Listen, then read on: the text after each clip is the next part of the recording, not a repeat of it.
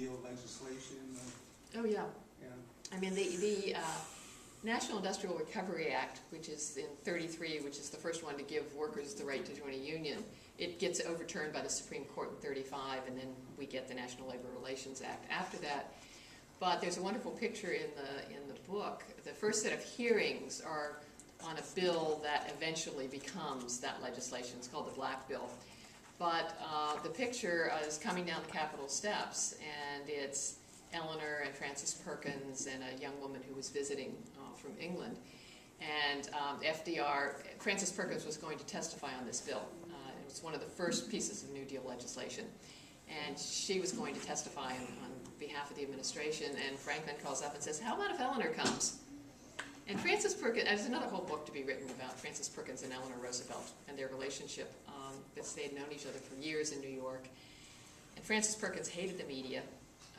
She wanted to focus on the legislation and on the implementation, but she recognized that Eleanor Roosevelt, who becomes a media person, she becomes a newspaper person, she could take the message to the public in a way that Frances Perkins couldn't.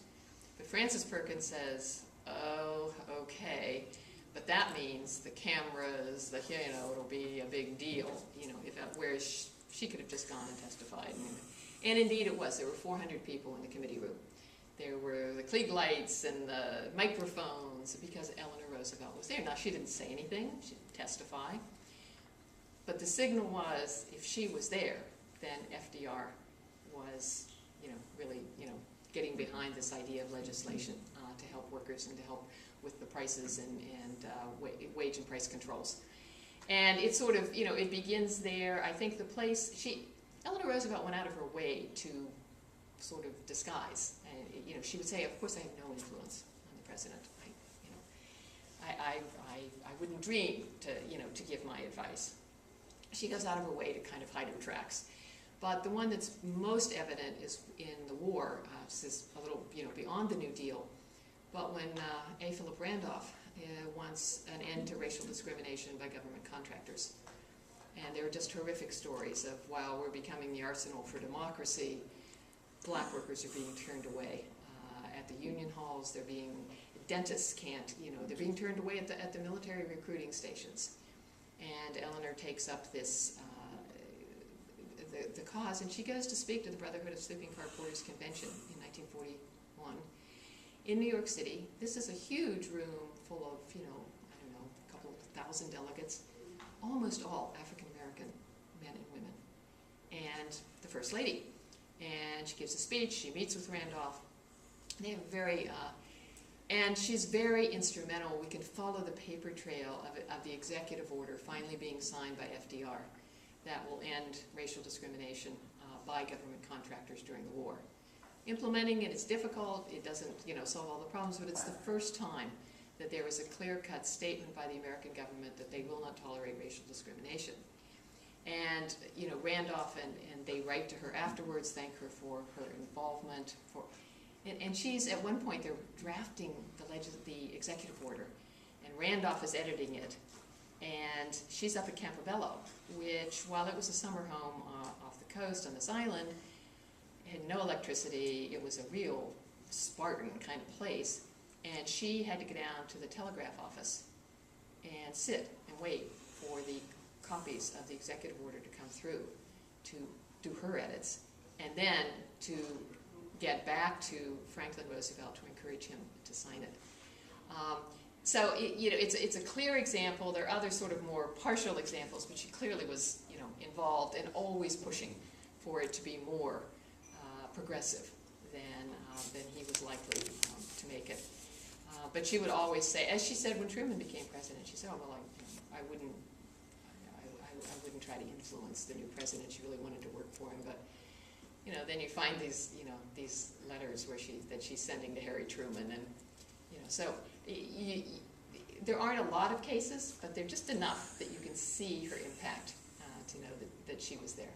Yeah. I'm a big movie fan, and this is kind of a trite thing to say, but in The Way We Were, some jerk at a party makes a derogatory comment about Eleanor Roosevelt coming out of the mines, and the Streisand character gives this impassioned defense of Eleanor. she is her husband's legs. And it's just a very poignant scene in the movie where she, you know, rises to Eleanor's defense. I think it's upon learning of Roosevelt's death in the movie. And that's one that I saw it years ago, and I need to go back and look at it again. But yes, it's and Barbara Streisand became a major Eleanor Roosevelt fan as a result of, you know, playing that role and giving that speech. And in the polls that were done, Eleanor, as First Lady and after, consistently was rated as one of the most admired women in the country, and then eventually in the world. She was also absolutely vilified, not only by Pegler, but by many other papers. And one of my other favorite stories is a picture in the book of Eleanor. It's the opening of the CIO canteen in 1944 in Washington, D.C. And many groups set up these canteens for the soldiers and sailors coming home from war, going out, shipping out to war, where they didn't have any family or home, and they could come here and socialize, and they were all over the country. But this one is in Washington, and the CIO insisted that it be racially integrated. They would not set up a separate one for blacks, one for whites. So you look at this picture, and there's Eleanor is just beaming, and she's surrounded by soldiers and sailors in uniforms and pretty young girls, with these wonderful long curly hair. And if you look closely, you see that the soldiers and sailors are black and white, and the pretty young girls are mostly white. And she is, I mean, there's one senator who wants to send her to Africa with her African friends. They are, this kind of social integration was just, you know, just beyond the pale. I mean, this is really what they objected to. But the other thing I love about that picture is on the far side, there's a skinny young private with a banjo, and it's Pete Seeger. And I had to get permission to use the photo. That's another whole story. But I ended up having a conversation with Pete Seeger, where he sang a couple verses for me. He's 91, working with children at children's chorus in Beacon, New York. And he gave a quote. The first quote on the back of the book is from Pete Seeger. He said, you know, he said at that event, I was a private, she was the First Lady. He said, I didn't even really get to meet her.